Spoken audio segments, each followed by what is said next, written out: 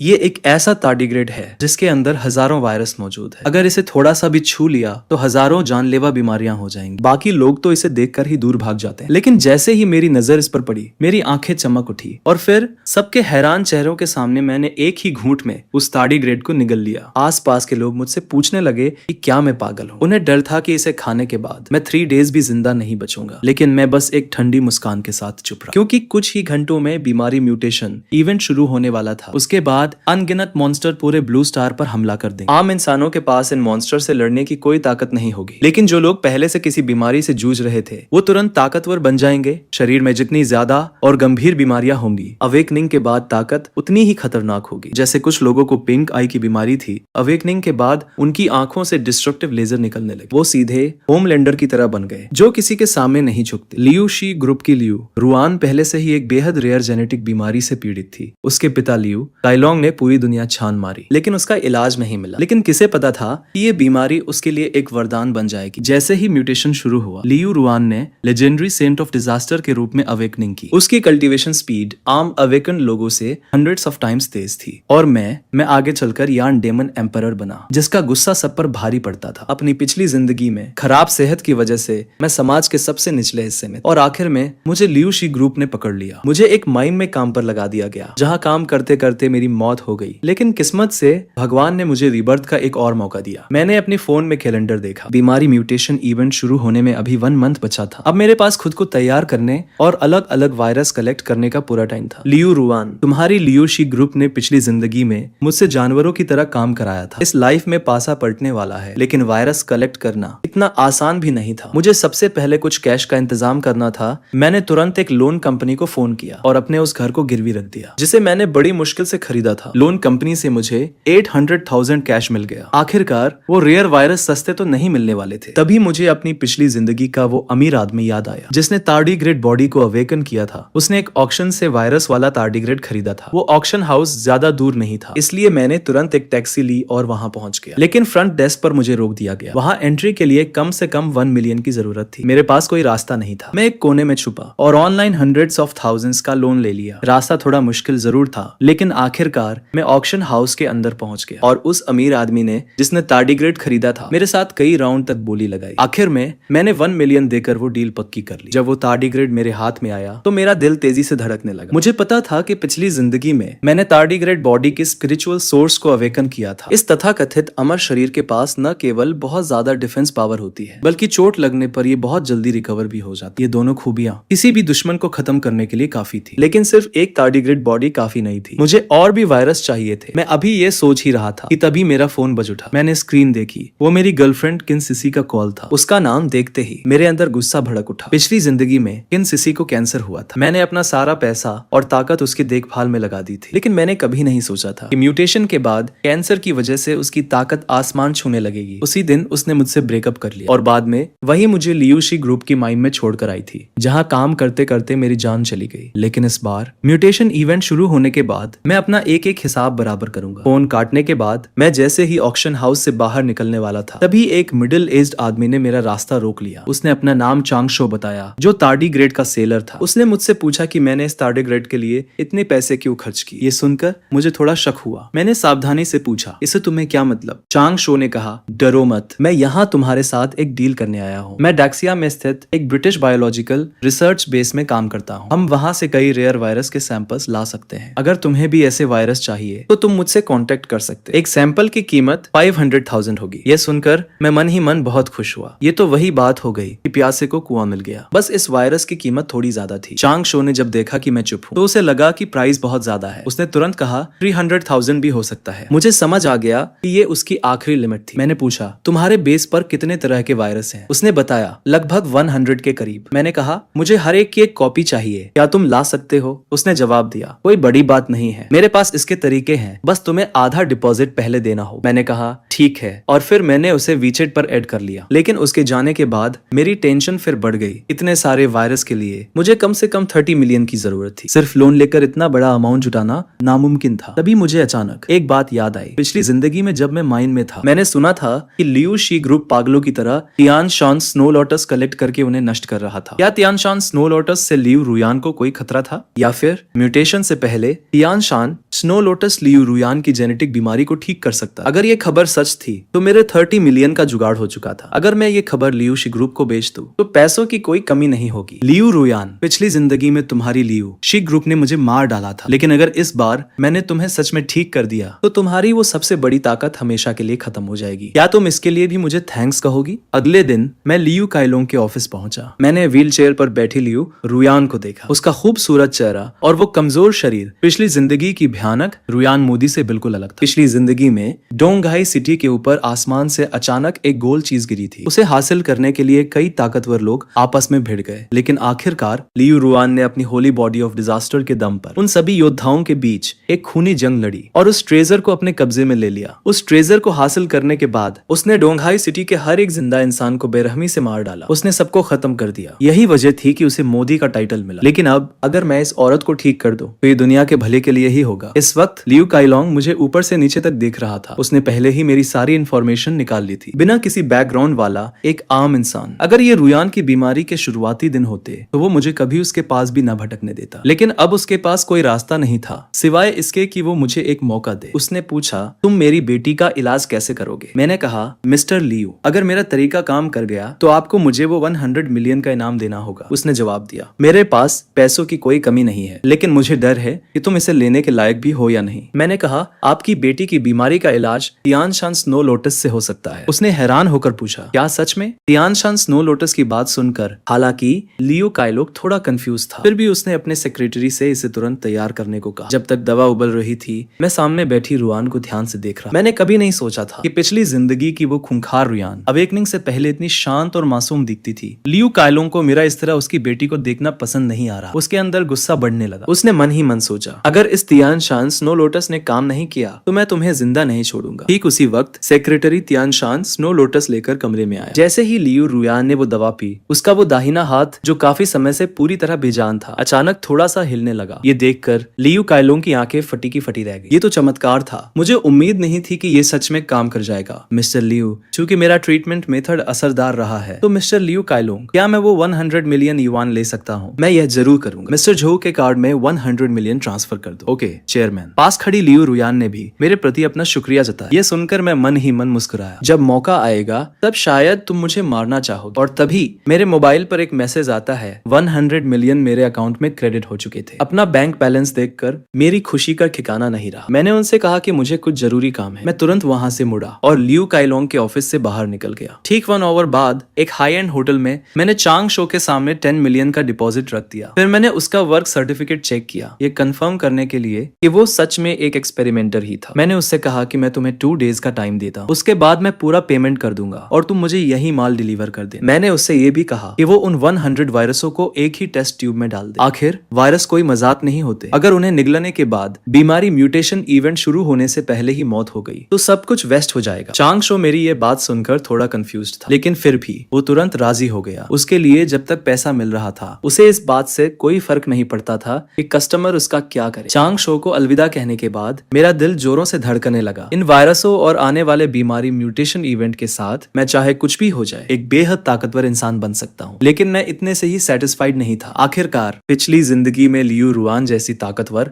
हस्ती भी मेरे सामने कुछ नहीं थी। मेरे पास 100 से ज्यादा वायरस है, पर दुनिया पर राज करने के लिए ये काफी नहीं है। अब जब मेरा रिबर्थ हो चुका है तो या तो मैं कुछ नहीं करूंगा या फिर दुनिया का सबसे ताकतवर इंसान बनकर दिखाऊंगा, वरना इतने बड़े मौके को गंवाना एक बहुत बड़ा वेस्ट होगा। कुछ देर सोचने के बाद मैंने कुछ न्यूक्लियर वेस्ट वाटर हासिल करने का फैसला किया। वो चीज बेहद जहरीली होती है और शायद उसका कुछ जादुई असर देखने को मिले। 2 डेज पलक झपकते ही बीत गए। पिछले कुछ दिनों में मैंने न सिर्फ कुछ इंडस्ट्रियल वेस्ट वाटर इकट्ठा किया बल्कि ऑनलाइन काफी पैसे खर्च कर चोरी छिपे मंगाया गया न्यूक्लियर वेस्ट वाटर भी खरीद लिया। अब मुझे बस उन 100 वायरसों के आने का इंतजार था। मैं अभी ये सोच ही रहा था कि चांग शो का कॉल आया। 2 आवर्स बाद चांग शो वादे के मुताबिक उसी होटल में आ गया। उसने बहुत ही सावधानी से अपनी जेब से एक बॉक्स निकाला। उसने कहा, तुम्हारी रिक्वेस्ट के मुताबिक मैंने हमारे रिसर्च रिसर्च बेस के सभी 105 म्यूटेटेड वायरसों को इसमें डाल दिया है और इस यूएसबी में इन सभी 105 वायरसों की पूरी डिटेल्स है। इसे संभाल कर रखना, अगर ये खो गई तो मुझे ये दोबारा कहीं से नहीं मिलेगी। मैंने उस यूएसबी फ्लैश ड्राइव को पूरी तरह इग्नोर किया और सीधे बॉक्स में रखी टेस्ट ट्यूब को देखने लगा। मैंने देखा कि उसके अंदर हल्के नीले रंग का लिक्विड था। वो देखने में बिल्कुल भी खतरनाक नहीं लग रहा, लेकिन असल में इसकी एक बूंद भी किसी को सीधे आसमान पर पहुंचा सकती थी। चांग शो ने देखा कि मैं काफी देर से बिना कुछ बोले बस उस टेस्ट ट्यूब को घूर रहा हूँ। वो खुद को रोक नहीं पाया और उसने 2 बार खासा, देखो मैं पहले ही साफ साफ बता दूं, तुमने ही मुझसे इन सभी वायरसों को एक साथ मिलाने के लिए कहा था, इसलिए इसे ले जाने के बाद मैं इस बात की कोई गारंटी नहीं दे सकता कि इसके अंदर के वायरस ठीक सलामत रहेंगे या नहीं। मैंने उसकी बकवास पर ध्यान नहीं दिया और सावधानी से उस बॉक्स को फिर से सील कर दिया। फिर मैंने उससे कहा कि हमारी डील पूरी हो चुकी है और मैं तेजी से कमरे से बाहर निकल गया। मेरे जाने के बाद चांग शो ने देखा कि टेबल पर रखी वो यूएसबी फ्लैश ड्राइव अभी भी वहीं पड़ी थी। वो थोड़ा हैरान तो हुआ, लेकिन अब जब उसे पैसे मिल चुके थे तो वो फालतू के पचड़ों में नहीं पड़ना चाहता था। उसने पैसे उठाए और होटल से चला गया। इस तरह आम दिन बहुत तेजी से बीतने लगे। पिछले कुछ दिनों में मैंने बचे हुए कई मिलियन युआन को अलग अलग हाई एंड जगहों पर ऐशो आराम में उड़ा दिया। इसके साथ ही मैंने कई बेहद जरूरी वायरस भी इकट्ठे कर लिए थे। इस वक्त मेरी स्टोरेज अलमारी पूरी तरह से भर चुकी थी। मैं अभी सांपों और बिच्छुओं जैसी कुछ और जहरीली चीजें हासिल करने के बारे में सोच ही रहा था कि तभी टीवी पर एक ब्रेकिंग न्यूज फ्लैश हुई। एक अर्जेंट ब्रेकिंग न्यूज। ठीक 10 मिनट्स पहले देश एच में नदी पर बना एक पुल अचानक ढह गया। इसमें भारी नुकसान की आशंका है। हालांकि टीवी पर दिख रही पिक्चर्स काफी धुंधली थी, लेकिन धुंधलेपन के बावजूद साफ देखा जा सकता था कि यह देश एच का वही मशहूर ब्रिज था। वो आलीशान और बेहद मजबूत दिखने वाला ब्रिज अब बीच में से टूटकर पूरी तरह अलग हो चुका था। देखकर ऐसा लग रहा था जैसे किसी विशाल चीज ने उसे लात मारकर उड़ा दिया हो। इस सीन को देखते ही मैं झटके से होश में आ गया। बीमारी म्यूटेशन इवेंट का समय सच में करीब आ चुका था। हजारों मीटर लंबा वो पुल ऐसा लग रहा था कि किसी बेहद तेज धार वाले ब्लेड से बीच में से काट दिया गया। यह सब देखकर मैं पूरी तरह से अलर्ट हो गया। यह बीमारी शुरू होने का एक इशारा था। पिछली जिंदगी में नदी पर बने उस ब्रिज को असल में एक alien beast red tell scorpion ने काटा था, क्योंकि तब तक बीमारी म्यूटेशन इवेंट का मौका ऑफिशियली शुरू नहीं हुआ था। जब वो पहली बार आया था तो उसका रेल्म सिर्फ सेकंड फॉरेस्ट हॉल की सीमा पर ही था। इसी वजह से देश एच की मिलिट्री बाद में उसे मॉडर्न हथियारों से मार गिराने में कामयाब रही। लेकिन इसके बावजूद रेड टेल स्कॉर्पियन के आने से देश एच में 50,000 से ज्यादा लोग मारे गए थे। शुरुआत में देश एच की सरकार ने इस खबर को छिपाने की पूरी कोशिश की। वो नहीं चाहते थे कि रेड टेल स्कॉर्पियन के प्रेजेंस के बारे में दुनिया को पता चले, लेकिन वो ये भूल गए कि आज के इंटरनेट के दौर में खबरें पलक झपकते ही फैल जाती और उस मॉन्स्टर ने जो तबाही मचाई थी उसे छिपाने का कोई रास्ता नहीं बचा था। सिर्फ 2 डेज के अंदर रेड टेल स्कॉर्पियन और देश एच की सेना के बीच हुई जंग के कई फोटोज और वीडियो लीक हो गए और पूरा ब्लू स्टार खौफ के साए में डूब गया। जब मैंने इस बारे में सोचा तो मेरा खून खौलने लगा। ऐसा लगता है कि मेरी तैयारियां बेकार नहीं जाएंगी। इस जिंदगी में मैं पिछली लाइफ की पूरी कहानी को पलट दूं और इस दुनिया का सबसे ताकतवर इंसान बनकर दिखाऊंगा। 1 वीक बाद एक अजीब सी एनर्जी वेव पूरे ब्लू स्टार पर फैल गई और उसी पल हर किसी के दिमाग में एक आवाज गूंजी, बीमारी म्यूटेशन इवेंट का रास्ता खुलने वाला था। बीमारी म्यूटेशन इवेंट का रास्ता खुलने वाला है। क्या तुमने भी वो आवाज सुनी जो कह रही थी कि बीमारी म्यूटेशन इवेंट शुरू होने वाला है? इसका मतलब सिर्फ मैं ही अकेला नहीं था जिसने इसे सुना। मुझे लगा कि यह मेरा कोई वहम था। क्या यह कोई प्रैंक है? क्या सच में सभी इंसान इवॉल्व होने वाले हैं? क्या यह सच है? आवाज ने कहा था कि बीमारी जितनी गंभीर होगी इवोल्यूशन का लेवल उतना ही बड़ा होगा। मुझे कल ही लास्ट स्टेज के लंग कैंसर का पता चला है। क्या अब मेरे बचने की कोई उम्मीद है? लास्ट स्टेज के लंग कैंसर से बचने का कोई रास्ता नहीं है? तुम तो सीधे ऊपर जाने वाले हो। इंटरनेट पर चल रही इन बेतुकी बहसों को देखकर मेरा उनमें कोई इंटरेस्ट नहीं था। मैंने तुरंत उन सभी वायरसों को बाहर निकाला जिन्हें मैंने बड़ी मुश्किल से इकट्ठा किया था। मैं अभी सोच ही रहा था कि सबसे पहले कौन सी बोतल इस्तेमाल करूं कि तभी अचानक मेरा फोन बज उठा। क्या तुमने सुना? बीमारी म्यूटेशन इवेंट का रास्ता खुलने वाला है। भगवान सच में बहुत दयालु है। उन्हें पता है कि मेरी यानी चिन सिसी की जिंदगी इतनी जल्दी खत्म नहीं हो सकती। क्या मैं सही कह रही हूँ? अगर तुमने उस वक्त मुझे अपनी किडनी देने से मना न किया होता तो मुझे आज ये बड़ा मौका कभी नहीं मिलता। क्या तुम बाहर आकर मुझसे मिल सकते हो? अब जब मुझे पता है कि तुम्हें अपने किए पर पछतावा हो रहा है तो मैं तुम्हें एक मौका देती हूँ। जिस दिन बीमारी म्यूटेशन इवेंट शुरू होगा तुम मेरे घर आना। मुझे देखना है कि तुम कितनी माफी मांगते हो। उसके बाद ही मैं सोचूंगी कि तुम्हें माफ करना है या नहीं। बीमारी म्यूटेशन इवेंट का रास्ता खुलने वाला था। क्या तुमने भी वो आवाज सुनी जिसमें कहा गया कि बीमारी म्यूटेशन इवेंट शुरू होने वाला है? इसका मतलब मैं अकेला नहीं था जिसने ये सुना। मुझे लगा था कि ये मेरा कोई वहम था। क्या ये कोई प्रैंक हो सकता है? सभी इंसान इवॉल्व होने लगे हैं। क्या ये सच है? इसमें कहा गया है कि बीमारी जितनी गंभीर होगी इवोल्यूशन का लेवल उतना ही ऊंचा होगा। मुझे कल ही लास्ट स्टेज के लंग कैंसर का पता पता चला था। क्या अब भी बचने की कोई उम्मीद है? लास्ट स्टेज के लंग कैंसर में उम्मीद कैसी? तुम तो सीधे ऊपर का टिकट कटाने वाले हो। इंटरनेट पर चल रही इन तमाम बहसों को देखकर मुझे उनमें कोई दिलचस्पी नहीं थी। मैंने उन सभी वायरसों को बाहर निकाला जो मैंने पहले इकट्ठे किए थे। मैं अभी सोच ही रहा था कि सबसे पहले कौन सी बोतल उठाऊं। क्या तुमने सुना? बीमारी म्यूटेशन इवेंट का रास्ता खुलने वाला है। भगवान सच में बहुत समझदार है। उन्हें पता है कि मेरी चिन सिसी की लाइफ इतनी जल्दी खत्म नहीं होनी चाहिए। क्या मैं सही कह रही हूँ? अगर तुमने शुरू में मुझे अपनी किडनी देने से मना न किया होता तो मुझे आज ये शानदार मौका कभी नहीं मिलता। क्या मैं बाहर आकर तुमसे मिल सकती हूँ? मैं अभी भी तुमसे कुछ पूछना चाहती हूँ। अब मुझे समझ आ रहा है कि मुझे पछतावा हो रहा है, तो ठीक है, मैं तुम्हें एक मौका दूंगा। जिस दिन बीमारी म्यूटेशन इवेंट शुरू होगा उस दिन मेरे घर आ जाना। मुझे तुम्हारा अपॉलॉजी एटीट्यूड देखना है। उसके बाद मैं सोचूंगा कि तुम्हें माफ करना है या नहीं। फोन काटने के बाद मैं खुद को मुस्कुराने से नहीं रोक पाया। मेरे चेहरे पर एक ठंडी हंसी थी। जब सही समय आएगा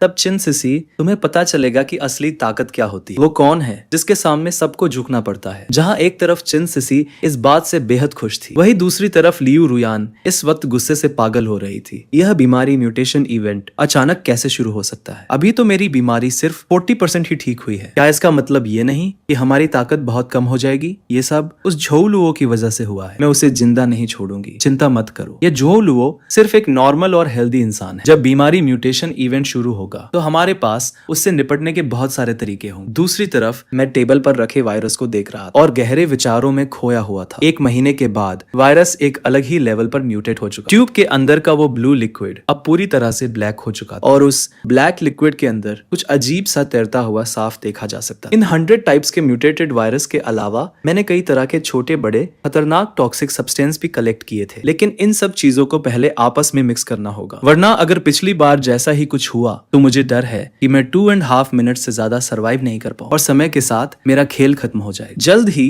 बीमारी म्यूटेशन इवेंट का काउंटडाउन अपने आखिरी मिनट पर पहुंच गया। यह देखकर मैंने तुरंत उस बोतल को उठाया जिसमें 100 टाइप्स के वायरस मिक्स थे। मैंने बोतल का ढक्कन खोला और उसे सीधे अपने मुंह से लगा लिया। जैसे ही वो ब्लैक लिक्विड मेरे शरीर के अंदर गया, मेरे गले में एक भयानक जलन होने लगी और तुरंत ही वो जलन मेरे पूरे शरीर में फैल गई। उस असहनीय दर्द की वजह से मैं बेहोश होने ही वाला था, लेकिन मुझे पता था कि यही सबसे क्रिटिकल मोमेंट है। अगर मैं बेहोश हो गया तो मेरी अब तक की सारी मेहनत बेकार हो जाएगी। मैंने उस भयानक दर्द को बर्दाश्त किया और एक बार फिर उस बोतल को उठाया जिसमें वेस्ट वाटर और दूसरे जहर मिक्स थे। मैं एक ही सांस में उस पूरी बोतल को पी गया। एक ऐसा दर्द जिसे शब्दों में बयां नहीं किया जा सकता मेरे पूरे शरीर में फैल गया। मेरा चेहरा सूजकर बिल्कुल लाल हो चुका था। मेरी स्किन पर जगह जगह खून के निशान उभर आए थे। मैं इस वक्त नर्क से आए किसी शैतान जैसा दिख रहा था। इसी तरह एक बेहद मुश्किल मिनट बीतने के बाद आखिरकार बीमारी म्यूटेशन इवेंट शुरू हो गया। जैसे ही काउंटडाउन खत्म हुआ, एक ब्लू एनर्जी ने मेरे पूरे शरीर को कवर कर लिया। वो सभी लोग जो पहले किसी न किसी बीमारी से जूझ रहे थे,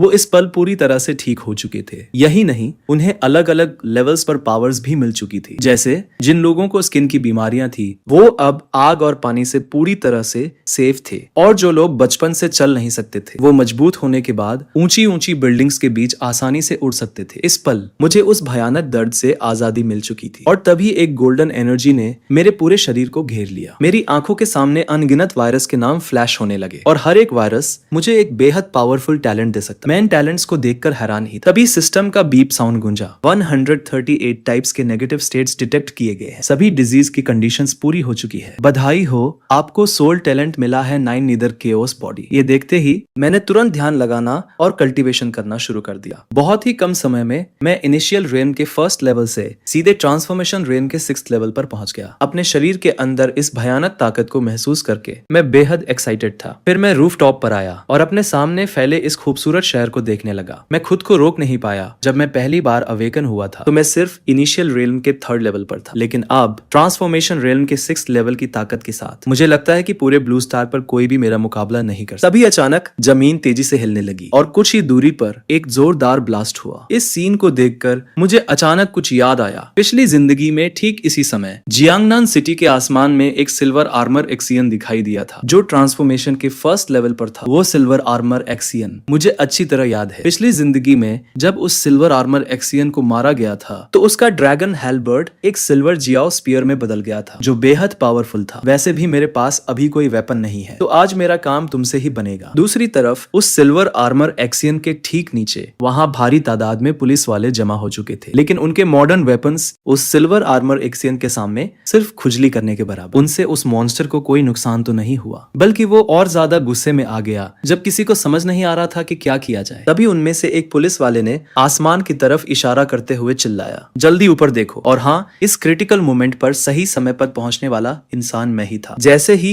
उस सिल्वर आर्मर एक्सियन की नजर मुझ पर पड़ी, उसकी आंखों में एक अजीब सा गुस्सा चमक उठा। उसने तुरंत मेरे ऊपर एक थंडरबॉल को देखकर मैंने अपने हाथ पीछे कर लिए। मेरा बचने का कोई इरादा नहीं था। जैसे ही वो थंडरबॉल मुझसे टकराया, वहां एक भयानक धमाका हुआ और चारों तरफ तबाही मचाने वाला थंडर फील्ड बन गया। सिल्वर आर्मर एक्सियन ने इस सीन को देखा और उसकी आंखों में एक जीत की चमक आ गई। लेकिन जैसे ही उसे लगा कि मैं मर चुका हूँ, वैसे ही मैं उसके सामने बिना किसी खरोंच के खड़ा हो गया। तुम्हारा ये थंडर मेरा कुछ नहीं बिगाड़ सकता। ये देखकर वो सिल्वर आर्मर एक्सियन पूरी तरह से शॉक में रह गया। अब चुपचाप यही रुको और मेरा नया वेपन बन जाओ। मैंने तुरंत अपनी स्पिरिचुअल एनर्जी को इकट्ठा किया और उसकी तरफ एक जोरदार वार किया। अगले ही पल उस सिल्वर आर्मर एक्सियन के साइज का एक बहुत बड़ा पाल्म प्रिंट हवा में बना और पलक झपकते ही वो सीधे जाकर उस सिल्वर आर्मर एक्सियन के शरीर से टकरा गया। उस एक ही वार से वो सिल्वर आर्मर एक्सियन सीधे जमीन पर आ गिरा। उसका विशाल शरीर सीधे स्कूल के प्लेग्राउंड से टकराया, जिससे वहां एक बहुत बड़ा गड्ढा बन गया। इस सीन को देखकर वहां खड़े सभी लोग दंग रह गए। उन्हें यकीन नहीं हो रहा था कि कोई इंसान ऐसा भी कर सकता है। इस वक्त गड्ढे में गिरा वो सिल्वर आर्मर एक्सियन फिर से खड़े होकर मुकाबला करने की कोशिश कर रहा था, लेकिन मैं उसे कोई मौका क्यों देता। मैं सीधे हवा में उड़कर उसके ऊपर गया और उसे ऊपर से ही जकड़ लिया। जैसे ही मैंने अपनी पूरी ताकत लगाई, वो सिल्वर आर्मर एक्सियन एक शानदार स्पीयर में बदल गया। अपना नया वेपन हासिल करने के बाद मैं तुरंत अपने अपार्टमेंट वापस आ गया। अब मुझे जल्द से जल्द इस सिल्वर जियाओ स्पीयर को रिफाइन करना था, क्योंकि बहुत जल्द जियांगनान सिटी में नानशान सीक्रेट रिल्म खुलने वाला था। मुझे याद है कि मेरी पिछली जिंदगी में इस सीक्रेट रिल्म से अनगिनत खजाने निकले थे और उनमें सबसे कीमती था innate treasure 9 Yong bagua plate. जिसने भी पिछली जिंदगी में इस 9 योंग बागुआ प्लेट को हासिल किया था, दुनिया उसे गुआ जिया तियानजुन के नाम से जानती थी। इस ट्रेजर को पाने से पहले वो इनिशियल रिल्म का एक मामूली सा रुकी था, लेकिन इस सबसे पावरफुल डिफेंसिव ट्रेजर को पाने के बाद मेरी ताकत एकदम से आसमान छूने लगी थी। इस 9 यांग बागुआ प्लेट की मदद से मैं अकेले ही 5 फॉरबिडन रियल्म बीस्ट किंग्स के कंबाइंड अटैक को झेलने में कामयाब रहा था। और इस म्यूटेशन इवेंट के शुरू होने के बाद हेवन की मर्जी से कल्टीवेशन के 5 रियल्म्स तय किए गए थे, जो थे initial realm, spirit transformation realm, divine realm, soul transformation realm और फॉरबिडन रियल्म। मुझे जल्द से जल्द अपनी ताकत बढ़ानी होगी ताकि मैं उस 9 योंग बागुआ प्लेट को हासिल कर सकूं। जैसे ही मैंने अपनी स्पिरिचुअल एनर्जी को उस सिल्वर जियाओ स्पीयर के अंदर भेजा, उसके अंदर बची हुई मॉन्स्टर की बची हुई एनर्जी तुरंत नष्ट हो गई और जल्द ही मैंने सक्सेसफुली उस सिल्वर जियाओ स्पीयर को रिफाइन कर लिया। मैंने उस सिल्वर जियाओ स्पीयर को संभाल कर अपने पास रख लिया, खिड़की से बाहर छलांग लगाई और कुछ ही देर में चिन सिसी के घर पहुंच गया। चिन सिसी ने जब मुझे वहां देखा तो वो हैरान रह गई। उसे उम्मीद नहीं थी कि मैं इतना बड़ा कदम उठाने की हिम्मत करूंगा। उसने तुरंत मेरे ऊपर हमला कर दिया, लेकिन मैंने बस अपना हाथ थोड़ा सा उठाया और उसके वार को आसानी से ब्लॉक कर दिया। इस बात ने चिन सिसी को शॉक में डाल दिया। उसने कभी नहीं सोचा था कि मेरे अंदर उसका सामना करने की ताकत हो। चिन सिसी, क्या तुम्हें सच में लगता है कि तुम बहुत स्ट्रॉन्ग हो? क्या तुम्हें लगता है कि तुम इनिशियल रियल्म और स्पिरिट ट्रांसफॉर्मेशन रियल्म में बहुत स्ट्रॉन्ग हो? इम्पॉसिबल, ये इम्पॉसिबल है। तुम स्पिरिट ट्रांसफॉर्मेशन रियल्म में कैसे हो सकते? तुम एक अवेकंड कैसे हो सकते? मैंने उससे फालतू की बातें नहीं, मैंने सीधे अपने सिल्वर जियाओ स्पीयर को समन किया और एक ही झटके में उसे उसके सीने के पार कर दिया। और इसी के साथ दूसरी तरफ लियू रुयान की बीमारी भी काफी हद तक ठीक हो चुकी थी, लेकिन उसने फिर भी होली बॉडी ऑफ डिजास्टर को अवेकन कर लिया था। हालांकि अब उसकी ताकत पिछली जिंदगी के मुकाबले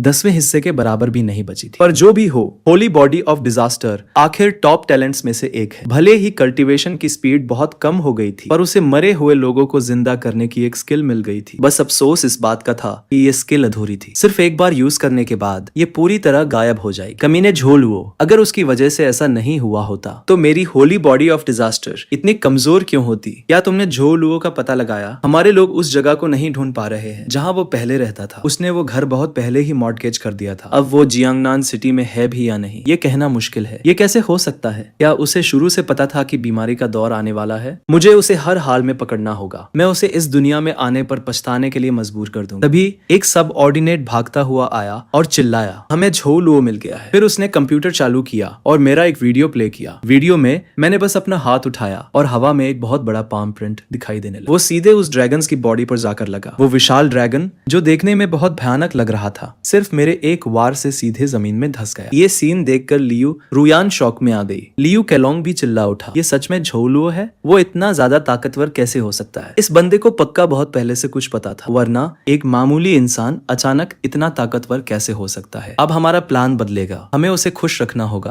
और सही मौके का इंतजार करना होगा। लियू केलोंग ने कहा। उन्हें एक आइडिया मिल चुका था। जो भी हो, वो अंदर ही अंदर थोड़ा एक्साइटेड था। लियू रुआन को यह सुनकर थोड़ा बुरा लगा, लेकिन उसके पास कोई और रास्ता नहीं था। उसने तुरंत अपनी जिद छोड़ दी। वो झों लुओ का कॉन्टैक्ट नंबर ढूंढने के लिए तैयार हो गई। मैं खुद उससे मिलने जाऊंगा। अगले दिन मैं जैसे ही बाहर निकला, मेरे फोन पे वाइब्रेशन हुआ। मैंने फोन देखा तो पता चला कि ये लियू ग्रुप से कॉल था। मेरा नाम झो लुओ है, बताइए क्या काम है? बहुत बढ़िया, आप सच में मिस्टर झो है। मेरा नाम लियू केलोंग है। मैं पिछले कुछ दिनों से आपको ढूंढ रहा था। आपने मेरी बेटी का जो इलाज किया, मैं उसका एहसान चुकाना चाहता हूँ। शुक्र है आप मिल गए। मिस्टर लियू, आप मेरा एहसान कैसे चुकाना चाहते हैं? जो लुओ जी, हमारे लियू ग्रुप पर आपका इतना बड़ा एहसान है कि मैं फोन पर इसे बयान नहीं कर सकता। मिस्टर झो, क्यों ना आप मुझे अपना एड्रेस बता दें, मैं खुद अपनी बेटी को लेकर आपसे मिलने आऊंगा। ये सुनकर मैं हैरान रह गया। मुझे उम्मीद नहीं थी कि लियू केलोंग खुद मेरे पास आएगा। फिर मैंने उसे अपने अपार्टमेंट का एड्रेस भेज दिया। जब तुम खुद चलकर मौत के मुंह में आना चाहते हो तो मैं भला क्यों मना करूं? मेरा अंदाजा बिल्कुल सही था। जो लुओ अभी भी हमारे लियू ग्रुप के साथ अपने पुराने रिश्तों के बारे में सोच रहा है। चलो बेटी, हम दोनों मिलकर झो लुओ से मिलने चलते। बस याद रखना, उसके सामने अपनी नफरत को बिल्कुल मत दिखा। जब तक हमें सब्र रखना होगा, बदला हम बाद में लेंगे। मुझे अच्छे से पता है कि क्या करना है। मैं झो लुओ को शक का एक भी मौका नहीं दूंगी। बहुत अच्छे, अब देर नहीं करनी चाहिए। हम तुरंत निकल पड़े और जल्द ही लियू केलोंग और उसकी बेटी मेरे भेजे हुए एड्रेस पर पहुंच गए। मिस्टर झो, मैं लियू केलोंग हूँ। मैं अपनी बेटी लियू रुआन के साथ आपसे मिलने आया हूँ। मिस्टर झो, आपने दरवाजा खोल दिया। चेयरमैन लियू, लगता है आपने सनशाइन एलिमेंट्री स्कूल में मुझे उस सिल्वर आर्मर्ड ब्लैक बर्ड को मारते हुए देख लिया है, इसलिए यहाँ आए हैं। मिस्टर झो, आपके उस ड्रैगन को मारने का वीडियो पूरे इंटरनेट पर वायरल हो चुका है। आप सच में एक कमाल के हीरो है। मिस्टर झो, आपने रुयान की जान बचाई है। इन दिनों रुयान बस यही सोच रही थी कि आपका एहसान कैसे चुकाया जाए, लेकिन रुयान को लाख कोशिशों के बाद भी कोई रास्ता नहीं सूझा। इसलिए उसने फैसला किया कि वो खुद आपसे आकर पूछेगी। आपको क्या लगता है रुयान को आपका एहसान कैसे चुकाना चाहिए? रुयान आपको खुश करने के लिए अपनी तरफ से पूरी कोशिश करेगी। जैसे कि उम्मीद थी,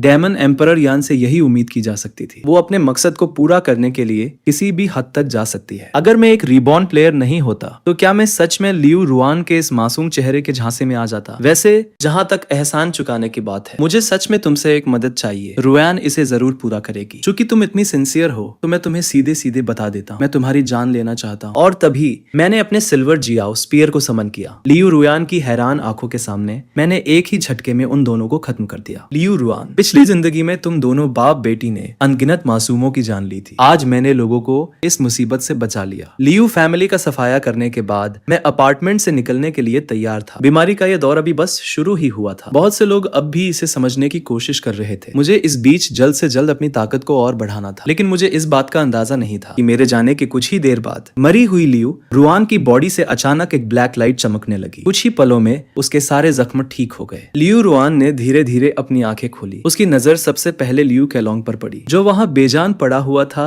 ये देखकर लियू रुआन बिल्कुल शॉक में आ गई। उसने कभी सपने में भी नहीं सोचा था कि उसका ऐसा अंजाम होगा। मैं लियू रुआन तुम्हें इस दुनिया से मिटाकर रहूंगी। एक हफ्ते बाद मेरी लगातार कोशिशों की वजह से मेरा रेल आखिरकार 6th level of zero transformation से 7th लेवल पर पहुंच गया। लेकिन इसके बावजूद मुझे लग रहा था कि मेरी कल्टीवेशन स्पीड बहुत धीमी है। भले ही मेरी 9 नीदर कैओस बॉडी की स्पिरिचुअल एनर्जी सोखने की स्पीड बहुत खतरनाक थी, पर मुझे ट्रांसफॉर्मेशन में मदद के लिए एक अच्छे ब्रीदिंग मेथड की जरूरत थी। मैं जैसे ही बाहर टहलने के लिए निकलने वाला था, अचानक आसमान के बादलों में एक बहुत बड़ी दरार दिखाई दी और उस दरार से सुनहरी रोशनी की अनगिनत किरणें बाहर आने लगी। वो सुनहरी रोशनी सीधे जियांगनान सिटी के किनान माउंटेन पर पड़ रही थी। ये देखते ही मेरा दिमाग तुरंत एक्टिव हो गया। क्या कोई सीक्रेट रेल्म खुलने वाला है? मैंने तुरंत अपने फोन पर हालिया खबरें चेक की। जब मैंने देखा कि चीजें मेरी पिछली जिंदगी से ज्यादा अलग नहीं है, तो मेरे चेहरे पर एक मुस्कान आ गई। ऐसा लगता है कि मेरे रीबर्थ से इस दुनिया का पैटर्न नहीं बदला है। मेरी पिछली जिंदगी की यादों के मुताबिक आज भी डाक्सिया में 5 बड़ी ताकतें एक्टिव थी। पहली, बैली ग्रुप, जिसका लीडर ब्लैक फेदर किंग था। दूसरी, आओदाओ स्टोरी फैमिली, जिसकी लीडर वुजांग इमोर्टल फिजिक वाली गु कियान हुआ थी। तीसरी, स्कल एंड बोन्स सोसाइटी, जिसके लीडर स्केलेटन मास्टर यांग तियानिंग थे। और चौथी, ऑफिशियल तौर पर बनी डॉक्सिया अलायंस। बस एक ही फर्क था कि इस बार यहाँ लियू ग्रुप नहीं था, बल्कि उसकी जगह जियांगनान शानजुआंग मौजूद था, जिसे पिछली जिंदगी में लियू ग्रुप ने अपने अंदर मिला लिया था। लेकिन अगर अभी की बात करें तो मेरी ताकत डॉक्सिया में सबसे बेहतरीन थी। ये कहना बिल्कुल भी गलत नहीं होगा कि मैं पूरे ब्लू स्टार पर सबसे ताकतवर था। फिर मैं किनान माउंटेन की तलहटी सिटी में पहुंच गया, पर मुझे उम्मीद नहीं थी कि यहाँ पहले से ही इतने सारे लोग जमा होंगे। मैं अभी ये सब देख ही रहा था कि तभी लोगों का एक बड़ा ग्रुप शान से वहां आता दिखाई दिया। उनका लीडर कोई और नहीं बल्कि बेली ग्रुप की लू यूएर थी। देखो, वो शायद ब्लैक फेदर किंग की बहन लू यूएर है ना? हाँ, वही है। मैंने सुना है कि ब्लैक फेदर किंग की ये अजीब बीमारी उनके खानदान में ही है। भले ही उसकी बहन की बीमारी ब्लैक फेदर किंग से थोड़ी कम है, पर फिर भी उसके पास उसकी 60% ताकत है। पिछली जिंदगी में कीनान माउंटेन के सीक्रेट रेल में बेली ग्रुप का कोई नामो निशान नहीं, पर लगता है लियो ग्रुप के खत्म होने की वजह से इस दुनिया की बीमारी ने टाइमलाइन में कुछ बदलाव कर दिए हैं। और तभी मैंने अचानक देखा कि मेरे आसपास के सभी लोग पीछे हटने लगे। असल में बेली ग्रुप का कोई बंदा सीधे मेरी तरफ बढ़ रहा था। उनके एक सबऑर्डिनेट ने मुझे रास्ता रोकते हुए देखा तो वो मुझे वहां से हटाने के लिए आगे बढ़ा, लेकिन लू यूएर ने अपना हाथ उठाकर उसे रोक दिया। ये देखकर आसपास खड़े लोग आपस में कानाफूसी करने लगे। ये लड़का क्या कर रहा? सामने से बेली ग्रुप वाले आ रहे हैं, इसकी हिम्मत कैसे हुई उनके सामने खड़े रहने? बेली ग्रुप का रास्ता रोकने की जरूरत? ये लड़का तो गया काम से। आखिर ये किस फोर्सेस है? वो तो बस एक लोनार है। इस लड़के का ओरिजिन क्या है? मुझे उम्मीद नहीं थी कि ये इतना छोटा बच्चा होगा। मैंने बेली ग्रुप से पंगा लिया था, अब तो ये लड़का गया काम से, लेकिन लू यूएर ने मेरे खिलाफ कोई एक्शन नहीं लिया। उसने बस अपना हाथ हिलाया, वो दूसरी तरफ चली गई। ये देखकर वहां खड़े सभी लोग हैरान रह गए। लू यूएर ने सच में मुझे इतनी आसानी से जाने दिया। लेकिन तभी जब मैं वहां से निकलने वाला था, अचानक आसमान से एक फिगर उड़ता हुआ आया। वो एक स्विश के साथ लू यूएर के पास लैंड हुआ। ये रुआन यानफेंग था, जियांगान शानजुआंग का थर्ड यंग मास्टर। जियांगनान शानजुआंग से भी लोग आ रहे हैं। सिस्टर यूएर, आज आप यहाँ अकेली क्यों हैं? आपके भाई कहाँ हैं? मेरे भाई को कुछ दूसरे जरूरी काम देखने हैं, इसलिए सिर्फ मैं यहाँ आई हूँ। चलो अच्छा है, मेरी फैमिली ने मुझे यहाँ सिर्फ चेक करने के लिए भेजा। चिनान माउंटेन के क्या हालात है? अब हम दोनों हाथ मिला सकते हैं। सिस्टर यूएर, मैंने अभी अभी जो भी हुआ सब देखा। अगर इस लड़के की हिम्मत हुई आपका रास्ता रोकने की, तो क्यों न मैं इसे एक सबक सिखाऊं। मेरे भाई ने मुझे आने से पहले वार्न किया था, फालतू के पंगों से दूर रहना ही बेहतर है। इस मामले को यहीं छोड़ दो, आप फिक्र मत करो। सिस्टर यूएर, मैंने कल ही इनिशियल रेलम के 6th लेवल पर ब्रेक थ्रू किया है। हालांकि मेरी ताकत आपके भाई जितनी नहीं है, लेकिन इस छोटे लड़के को सबक सिखाना मेरे लिए कोई बड़ी बात नहीं है। मुझे लगा था मुझे थोड़ी शांति मिलेगी, लेकिन आखिर में ये मुसीबत आ ही गई। जब जियांगनान शानजुआंग का यंग मास्टर रुआन खुद मौत को दावत दे रहा, तो मुझे उसे रास्ते से हटाने में कोई दिक्कत नहीं है। अगर मैं पीछे जाऊं और जियांगनान शानजुआंग को तबाह कर दूं, तो क्या ये इवेंट लाइन पिछली लाइफ से मैच नहीं करेगी? मैं भी क्या जीनियस हूँ। मैं तुम्हें एक मौका देता हूँ, अभी घुटनों पर बैठो और सिस्टर यूएर से माफी मांगो। मैं तुम्हारी जान बख्श दूंगा, वरना मुझे तुम्हें अभी सीधे ऊपर भेजने में कोई परवाह नहीं है। अब आएगा असली मजा। अभी कुछ देर पहले ये बिना हिले बेली ग्रुप का रास्ता रोक रहा था, अब पता चलेगा अगर ये घुटनों पर नहीं बैठा तो अपनी मौत का इंतजार करे। देखते हैं अब ये कैसे शो ऑफ करता है। रुआन यानफेंग ने आसपास के लोगों की बातें सुनी और उसके चेहरे पर एक हल्की सी मुस्कान आ गई। उसे यही इम्पैक्ट चाहिए था। अब जब बीमारी म्यूटेशन इवेंट का मौका आ चुका था, तो जियांगनान सिटी की सबसे बड़ी ताकत होने के नाते जियांगनान शानजुआंग को अपना दबदबा बनाना ही था, लेकिन उसे शो ऑफ करने का ज्यादा मौका नहीं मिला। मैंने तुरंत अपनी बटालियन गन समन की और हवा में ही उसे चीरते हुए वार कर दिया। ये देखकर वहां खड़े लोग बिल्कुल शॉक में आ गए। साइड में खड़ी लू यूएर तो और भी ज्यादा हैरान थी। उसे बिल्कुल उम्मीद नहीं थी कि मैं इतना ताकतवर हूँगा। मैं लगभग 7th लेवल के करीब था और वो तो ये भी नहीं देख पाई कि मैंने कब और कैसे अटैक किया। आखिर ये बंदा कौन है? इन फालतू की मक्खियों से पीछा छूटने के बाद मैं एक शांत कोने में गया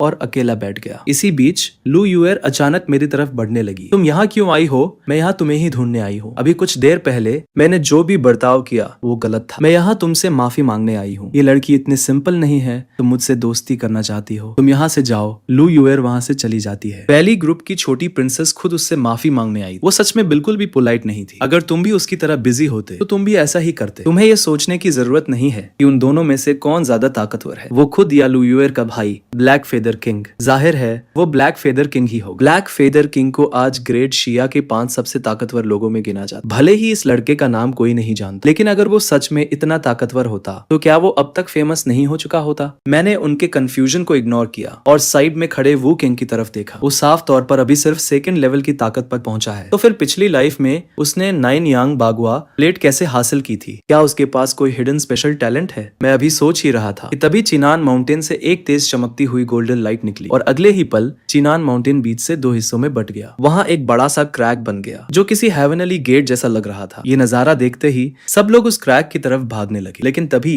उस क्रैक के अंदर से एक उड़ती हुई परछाई बाहर आई। जब वो पास आई तब सबको समझ आया वो एक बहुत बड़ा ब्लैक पाइथन था। उसने सबसे आगे भागने वाले बंदे को एक ही बार में निगल लिया। ये खौफनाक मंजर देखकर सब लोग पीछे हटने लगे। तभी एक कद्दावर आदमी चिल्लाया, ये तो सिर्फ एक सांप है, इससे क्या डरना। उसने अपना वेपन उठाया और आगे बढ़ गया। उसने देखकर बाकी लोग भी उसके साथ हो लिए, लेकिन वो उस जायंट पाइथन के सामने टिक नहीं पाए। कुछ ही देर में उस पाइथन ने सबको बुरी तरह जख्मी कर दिया। इसी बीच लू यूएर ने अचानक अपने पंख फैलाए। पलक झपकते ही वो उड़कर पाइथन के ऊपर पहुंच गई। उसने अपने ब्लैक विंग्स से पाइथन पर वार किया और दर्जनों ब्लैक फेदर्स गोली की रफ्तार से बाहर निकले। वो सीधे उस जायंट पाइथन की तरफ बढ़े। भले ही इन फेदर्स ने पाइथन के डिफेंस को तोड़ दिया था, लेकिन इसने पाइथन को बुरी तरह गुस्सा दिला दिया। तभी उस जायंट पाइथन ने अपना सिर उठाया और सीधे लू यूएर के पंखों को चबा लिया। लू यूएर ने अपना बैलेंस खो दिया और वो सीधे आसमान से नीचे आ गिरी। वो जमीन पर बहुत जोर से गिरी। वो काफी जख्मी हो चुकी थी और उसमें लड़ने की बिल्कुल ताकत नहीं बची थी। जैसे ही वो पाइथन उसे निगलने के लिए आगे बढ़ा, तभी एक ताकतवर आदमी उसके सामने आकर खड़ा हो गया। उस आदमी के लगातार हमलों की वजह से जायंट पाइथन पीछे हटने लगा। जी हाँ, ये कोई और नहीं बल्कि चाइना अलायंस का चू हान्यून था। लेकिन इसके बावजूद वो भी उस जायंट पाइथन का मुकाबला नहीं कर पा रहा। उसके पास हेडक्वार्टर को इन्फॉर्म करके सपोर्ट बुलाने के अलावा कोई रास्ता नहीं बचा था। ये पाइथन बहुत ज्यादा ताकतवर है। सपोर्ट आने में अभी 10 मिनट लगेंगे। 10 मिनट, अगर मैं 3 मिनट भी टिक पाया तो बहुत बड़ी बात होगी। जब मुझे लगा कि ये लोग इस सिचुएशन को संभाल नहीं पाए तो मैंने अपनी बटालियन गन निकाली। मैं सीधे उस जायंट पाइथन के ऊपर कूद गया और फिर मैंने पूरी ताकत से एक जोरदार वार किया। मेरी बटालियन गन ने पल भर में उस जायंट पाइथन के सिर को ऊपर से नीचे तक चीर दिया और वो खतरनाक मॉन्स्टर एक ही झटके में ढेर हो गया। चू हान्यून ये नजारा देखकर पूरी तरह शॉक में था। उसे यकीन नहीं हो रहा था कि जिस पाइथन का वो बाल भी बाका नहीं कर पा रहा, उसे मैंने सिर्फ एक ही शॉट में मार गिराया। तभी उसे याद आया, कुछ समय पहले जियांगनान सिटी के आसमान में ईगल आर्मर्ड ब्लैकबर्ड का खात्मा भी मैंने ही किया। अब जब खतरा टल चुका था तो बाकी सब लोग पागलों की तरह उस गोल्डन क्रैक की तरफ दौड़ पड़े। सीक्रेट रेल के अंदर कदम रखते ही उन्हें वहां एक घना जंगल दिखाया और उस जंगल के ठीक बीच में एक पुरानी सी दिखने वाली टावर जैसी बिल्डिंग खड़ी थी। क्या ये वही फ्लोटिंग पगोडा है जिसके बारे में पिछली लाइफ की न्यूज में बताया गया था? टावर के अंदर जाने पर सिर्फ एक स्पाइरल सीढ़ी थी जो सीधे टॉप पर जाती थी। ये दिखने में तो नॉर्मल लग रही थी, लेकिन जैसे ही लोगों ने उस पर कदम रखा उन्हें एहसास हुआ आप जितना ऊपर जाओगे ग्रेविटी उतनी ही बढ़ती जाएगी। जरा सी चूक और आप सीधे नीचे गिर जाओगे। मैं तुरंत टावर पर नहीं चढ़ा, बल्कि मैं एक तरफ छिप गया और चुपके से वू कियान पर नजर रखने लगा। आखिरकार इस बार मेरा मेन गोल 9 यांग बागुआ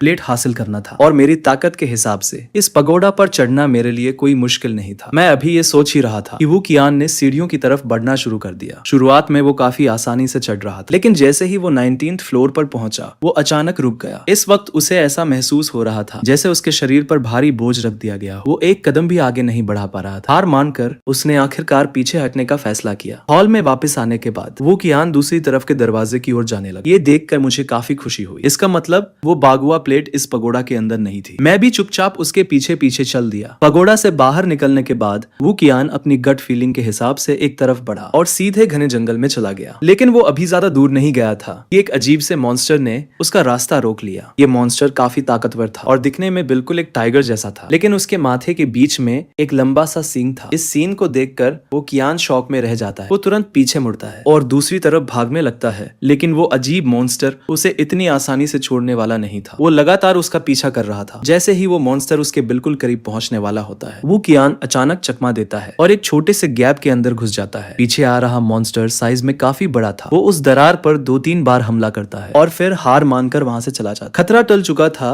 ये देखकर वो कियान गुफा की गहराई की तरफ बढ़ने लगता है। गुफा के अंदर बहुत अंधेरा था। एंट्रेंस से आ रही सूरज की कुछ किरणों के अलावा वहां रोशनी का कोई और सोर्स नहीं था। ध्यान से छानबीन करने के बाद उसे जल्द ही अंदर एक ट्रेजर मिलता है। गुफा की सबसे आखिरी दीवार के पास आधा मीटर ऊंचा एक स्टोन प्लेटफॉर्म था और उस प्लेटफॉर्म के ऊपर एक बागुआ प्लेट रखी हुई थी। ये देखकर वो कियान की खुशी का ठिकाना नहीं रहता, लेकिन जैसे ही वो उसे उठाने के लिए हाथ आगे बढ़ाता है अचानक एक हाथ आकर उसकी गर्दन पकड़ लेता है और अगले ही पल वो पूरी तरह बेहोश हो जाता है। सॉरी, ये बागुआ प्लेट अब हमारी है। मैं आगे बढ़ता हूँ और उस बागुआ प्लेट को अपने हाथ में ले लेता हूँ। जैसे ही मैं उस बागुआ प्लेट को टच करता हूँ धूल से ढकी वो प्लेट अचानक एक सुनहरी रोशनी से चमक उठती है। करीब 2.5 मिनट्स के बाद वो बागुआ प्लेट मुझे अपने ओनर के रूप में एक्सेप्ट कर लेती है। फिर मैं उसे ध्यान से देखने लगता हूँ। मुझे फील हो रहा था कि मेरा और उस बागुआ प्लेट का कोई गहरा कनेक्शन है, एक अजीब सा कनेक्शन। और तभी मैं उस बागुआ प्लेट को अपनी बॉडी के अंदर समाने देता हूँ। अब जब मुझे 9 यांग बागुआ प्लेट मिल चुकी थी तो अब टाइम था उस फ्लोटिंग पगोडा को ट्राई करने का। लेकिन जैसे ही मैं गुफा से बाहर पैर रखता हूँ वही टाइगर जैसा दिखने वाला मॉन्स्टर मेरी तरफ झपट पड़ता। ये देखकर मैं तुरंत अपनी 9 यांग बागुआ प्लेट को रिलीज करता हूँ ताकि देख सकूं कि इस मैजिक वेपन वेपन में कितना दम। तभी बागुआ प्लेट पर अचानक 8 कैरेक्टर्स चमकने लगते हैं, जैसे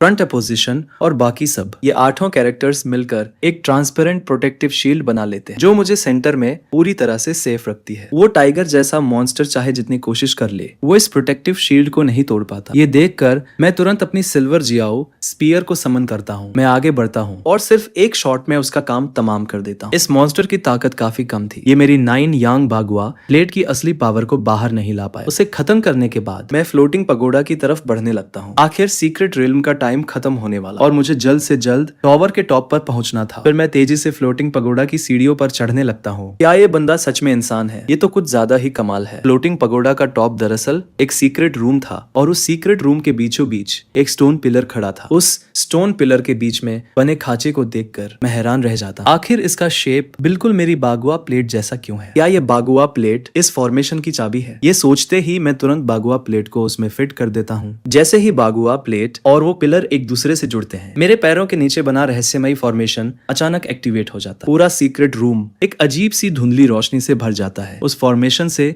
धीरे धीरे एक एनर्जी बॉल बनने लगती है, जो किसी सूरज की तरह चमक रही थी और आखिर में वो पिलर के टॉप पर रखी बागुआ प्लेट के अंदर समा जाती। बागुआ प्लेट के उस चमकते सूरज को एब्जॉर्ब करते ही उसकी सरफेस पर एक लाल रंग का हेलो घूमने लगता है। वो दिखने में वाकई कमाल का लग रहा था। इसके बाद जैसे ही मैं उस बागुआ प्लेट को टच करता हूँ, वो रिकास्ट की हुई 9 यांग बागुआ प्लेट वापस मेरी बॉडी में समा जाती है और मुझे तुरंत उसकी नई एबिलिटी का पता चलता है। अब मैं किसी भी अटैक को वापस दुश्मन पर रिफ्लेक्ट कर सकता था। फ्लोटिंग पगोडा पर चढ़ने के बाद मैंने सोचा कि सीक्रेट रेल्म के बंद होने से पहले एक बार फिर से यहाँ की छानबीन की जाए, लेकिन काफी देर तक इधर उधर भटकने के बाद भी मुझे कोई काम की चीज नहीं मिली। मुझे लगा कि शायद अब इस सीक्रेट रेल्म में कोई और अपॉर्चुनिटी नहीं बची है। मैंने टाइम देखा, सीक्रेट रेल्म के बंद होने में अब 20 मिनट से भी कम का टाइम बचा था, इसलिए मैं बस एक कोने में बैठकर वेट करने लगा। कुछ ही देर में आसमान में अचानक एक सफेद रोशनी चमकती है और आसपास का पूरा माहौल डिस्टॉर्ट होने लगता है और अगले ही सेकंड सीक्रेट रेल्म के सभी प्लेयर्स को वापस बाहर टेलीपोर्ट कर दिया जाता है। इसी के साथ सीक्रेट रेल्म का यह सफर खत्म हो जाता है। किनान माउंटेन की तरफ जो लुओ, उसने हमारे सभी लोगों को मार डाला, वो तुम्हें भी जिंदा नहीं छोड़ेगा। विला मास्टर रुआन, मैंने आपसे पहले ही कहा था कि जियांगनान शानजुआंग में एक बहुत ही ताकतवर इंसान छिपा हुआ है। अगर आपने मेरी बात सुनी होती तो मिस्टर गुई इतनी आसानी से नहीं मरते, लेकिन अब बहुत देर हो चुकी है। यानफिंग मेरे तीनों बेटों में सेकंड सबसे टैलेंटेड था। झो लुओ ने उसका सब कुछ बर्बाद कर दिया। विला मास्टर रुआन, अब आप मेरी उन शर्तों के बारे में सोच सकते हैं जो मैंने पहले बताई थी। आप मेरी अधूरी डिजास्टर होली बॉडी को ठीक करने में मेरी मदद कीजिए और फिर हम दोनों मिलकर झो लुओ का नामो निशान मिटा देंगे।